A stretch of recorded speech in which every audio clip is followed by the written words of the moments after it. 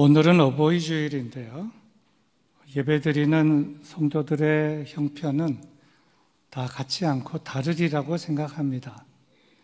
부모님이 다 생존해 계시는 가정이 있을 것이고, 부모님 두 분 중에 한 분만 생존해 계시는 가정도 있을 것이고, 아버지, 어머니 그 이름을 불러도 다 별세하셔서 계시지 않는 가정도 있을 것입니다.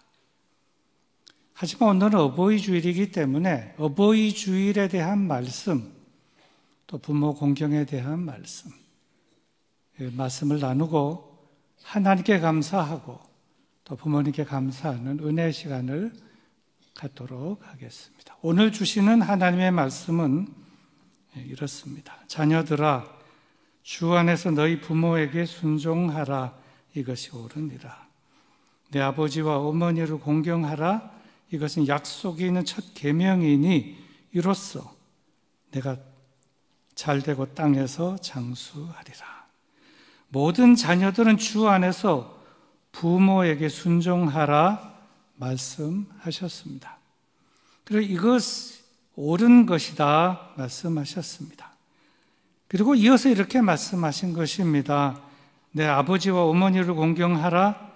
이것은 약속이 있는 첫 계명이니 이로써 내가 잘되고 땅에서 장수하리라. 귀한 말씀입니다. 이 말씀을 하나씩 살펴보면서 은혜를 나누도록 하겠습니다. 먼저 1절의 말씀입니다. 자녀들아, 주 안에서 너희 부모에게 순종하라. 이것이 옳으니라. 이 말씀을 받을 때 부모가 누구인가, 부모에 대한 정의를 먼저 내릴 필요가 있겠습니다. 그 정의를 종교개혁자 마틴 루터는 대요리 문답에서 넷으로 설명을 했습니다. 첫째, 육신의 부모가 있다. 육신의 부모란 나를 낳고 길러주신 부모님을 의미한다. 첫 번째로 육신의 부모를 정의했습니다. 둘째, 영적인 부모가 있다. 영적인 부모란 카톨릭에서는 신부, 개신교에서는 목사를 말하는데, 신부라고 하는 뜻은 영적인 아버지다라고 하는 뜻이며, 영어는 그대로 father라고 신부를 부르고 있습니다. 셋째 부모는 누구냐? 깨우친 부모, 이렇게 정리를 했습니다. 깨우친 부모란 나의 정신을 깨우쳐 주신 스승을 의미합니다. 그래서 스승을 무엇이라 부르는가 하면 아버지라고 해서 사부라고 부르고 있고, 그 스승의 부인을 사모라고 부르는 것입니다. 넷째 부모는 누구냐? 백성의 부모가 있다. 백성의 부모란 한 나라의 왕을 말하고 있습니다. 백성의 부모인 나라의 왕을 뭐라고 부르느냐? 국부라고 부르는 것이다. 그런데 이러한 아버지, 어머니, 부모에게 어떻게 하라 말씀하셨는가 하면 순종하라 말씀하셨습니다. 이 순종하라는 말씀의 순종이란 주 안에서 순종하라 이렇게 말씀하셨기 때문에, 내가 주님을 믿는 사람이라면, 내가 주님 안에 있다면, 내가 그리스도 안에서 새로운 피조물이 되었다면 부모에게 순종하는 사람이 되어야 한다, 이런 말씀입니다. 1절 말씀을 공동번역 성경은 이해하기 쉽게 이렇게 번역을 했습니다. 자녀된 사람들은 부모에게 순종하십시오. 이것이 주님을 믿는 사람으로서 마땅히 해야 할 일입니다. 다음 2절의 말씀입니다. 내 아버지와 어머니를 공경하라. 이것은 약속이 있는 첫 계명이니, 공경이란 공손할 공자에다가 공경할 경자로 부모에게는 공손한 태도와 공경하는 마음, 태도와 마음입니다. 공손한 태도와 공경하는 마음, 이러한 마음과 자세로 효도해야 한다는 것인데, 여기에 몇 가지가 있습니다. 첫째로 신앙을 효도하는 공경이 있습니다. 부모님께 신앙을 선물하는 공경입니다. 부모에게 가장 큰 효도는 부모님의 영혼을 구원하는 효도이기 때문입니다. 둘째로 기도로 효도하는 공경도 있습니다. 부모님께 기도를 통해서 선물을 드리는 것입니다. 매일 부모님을 위해 기도해 드리는 것, 아주 귀한 공경이라고 생각합니다. 셋째, 건강을 효도하는 공경도 있습니다. 부모님께 건강을 선물하는 공경입니다. 사람이 나이가 들면 일어나는 보편적 현상들이 있는데 대체로 이렇습니다. 정신이 흐려집니다. 기억력, 조리력. 그래서 나이가 들면 한 말 또 하고 또 하고 그런 일이 발생을 합니다. 그러면 혹 치매는 아닐까? 본인이나 자식들이 그렇게 생각하기도 하지만 반드시 그런 것은 아니라고 전문가들은 말합니다. 왜냐하면 나이가 들면 보편적으로 일어나는 현상이 기억력 감퇴이기 때문입니다. 그래서 이름을 잘못 외우기도 하고 주소나 전화번호 또 해야 할 일을 잊어먹기도 하고, 그래서 젊었을 땐 그렇게 똑똑하고 조리 있고 기억력도 좋던 사람이 어떻게 이렇게 조리 없게 말하고 기억력이 희미한가 이렇게 말하기도 하는데, 또 그러면서 혹 치매는 아닌가 그러기도 하는데, 어른이 되고 나이가 들면 대체로 그런 현상이 있다는 것으로 이해하고 그러려니 하면서 본인이나 자식들도 살아야 한다 하는 것입니다. 또 나이가 들면 일어나는 보편적 신체 증상으로는 관절통이 있습니다. 아이고 다리야, 아이고 허리야 하는 것입니다. 외출이나 운동을 잘못하게 되는 경우가 많아지게 됩니다. 이는 무릎이나 허리, 어깨나 팔꿈치, 관절에 이상이 생기기 때문입니다. 그리고 또 이 관절통과 함께 다가오는 현상이 있는데 대부분의 노인들에게 나타나는 골다공증이라고 하는 현상입니다. 나이가 들어 건강관리 잘 못하고 섭생, 식사를 잘 하지 못하게 되니 골다공증이 생기게 되는 겁니다. 골고루 섭생을 하지 못해서 그렇습니다. 그렇게 되면 작은 충격에도 뼈가 쉽게 부러지게 되는데, 이러한 골다공증 현상은 현실입니다만 남자보다 여자에게 더 많이 나타난다 하는 점을 아셔야 되겠습니다. 또 나이 들어 나타나는 보편적 현상으로는 시력 감퇴 현상과 청력 감퇴 현상이 일어납니다. 투명해야 할 수정체가 혼탁해지는 백내장, 안압이 높아져 시신경이 손상되는 녹내장.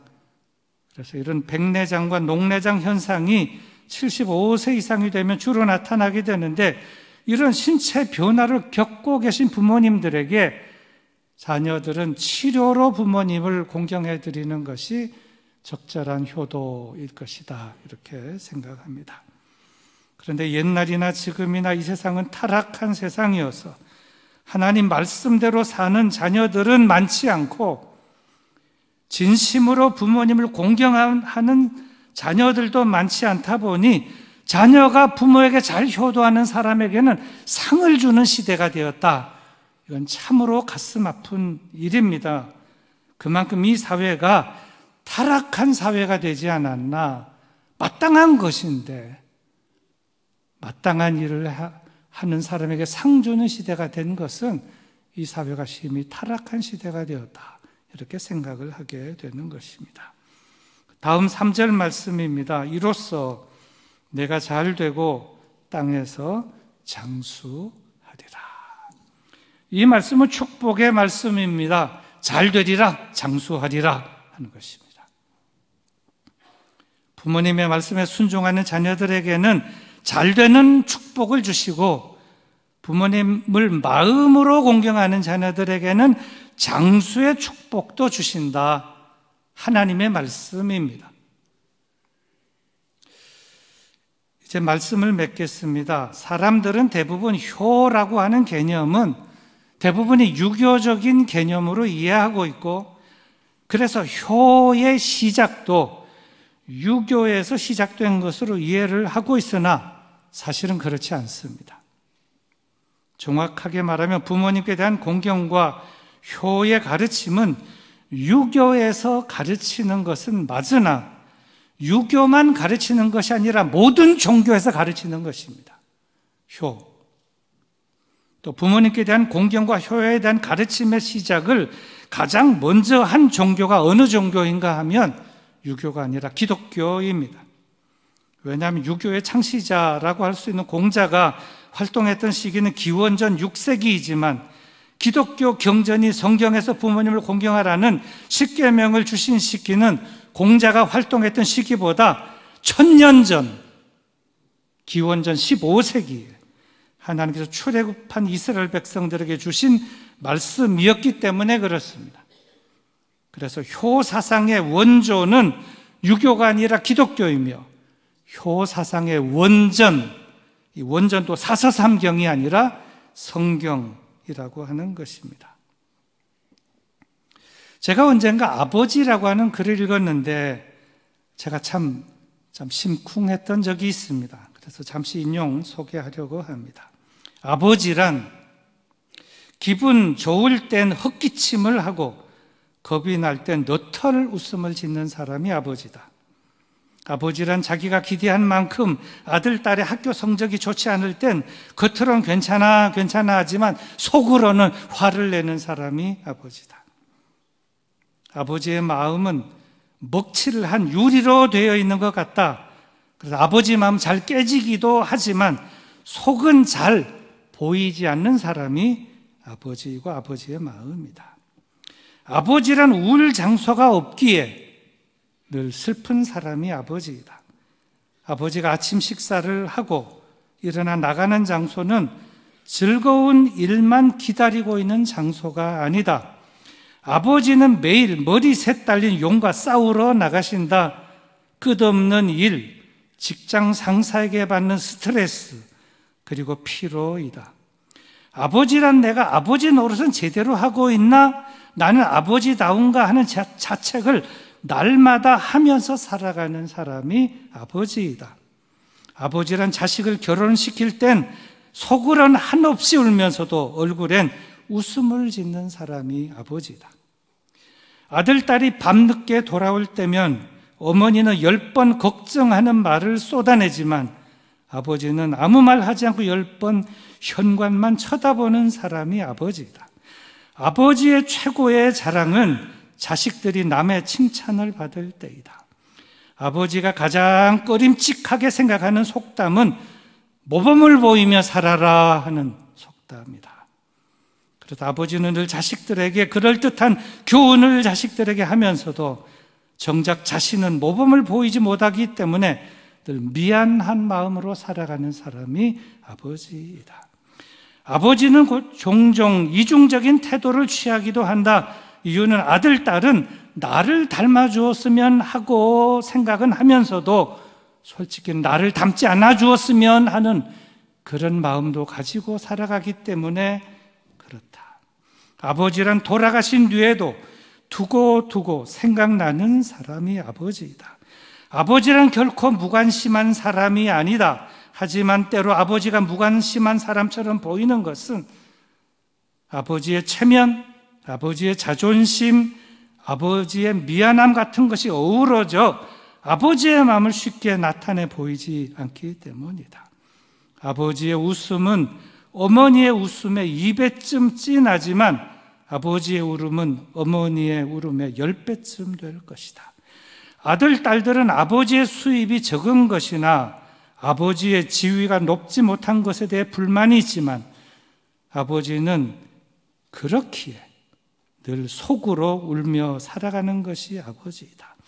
아버지는 가정에서는 어른인 채를 하며 살아가야 하지만 밖에서 친구나 마음이 통하는 사람을 만나면 언제나 소년으로 돌아가는 사람이 아버지이다.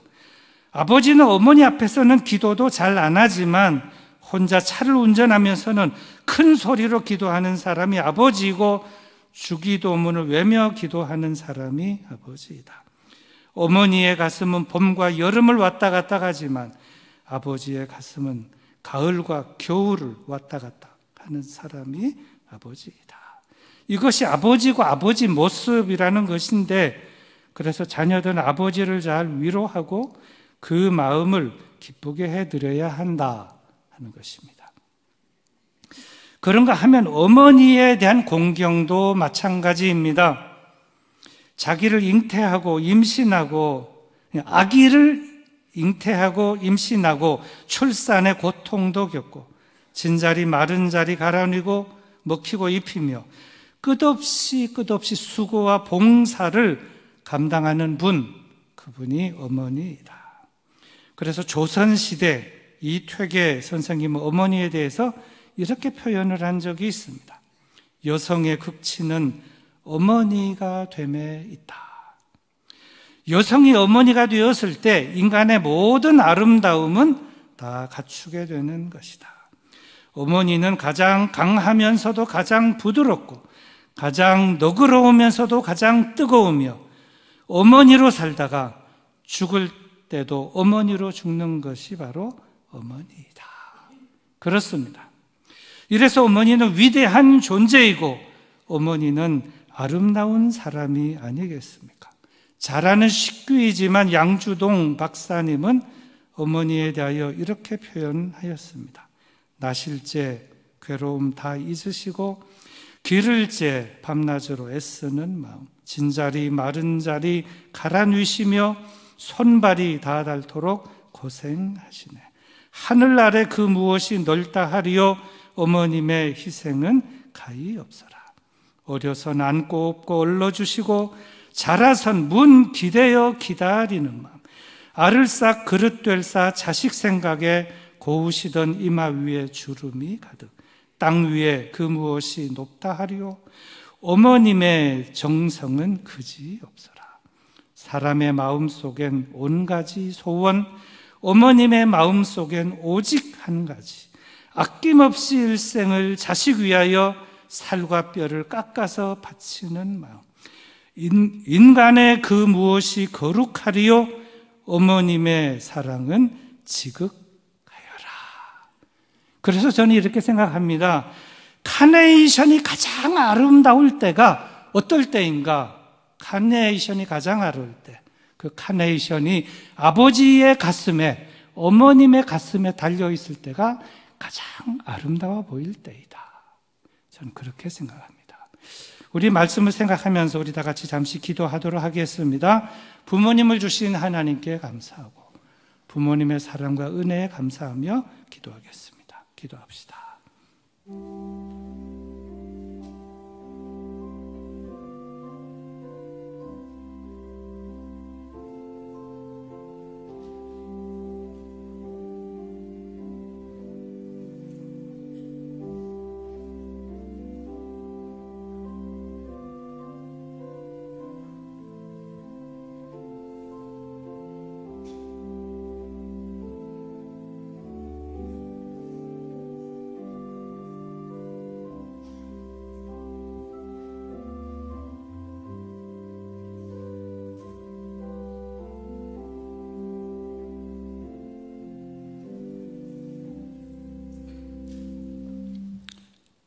하나님 아버지, 어버이 주일을 맞이하여 부모님을 다시 생각하며 부모님을 주신 하나님께 감사하며 부모님께서 우리를 사랑해 주시고 사랑해 주신 그 은혜를 기억하며 감사를 드립니다.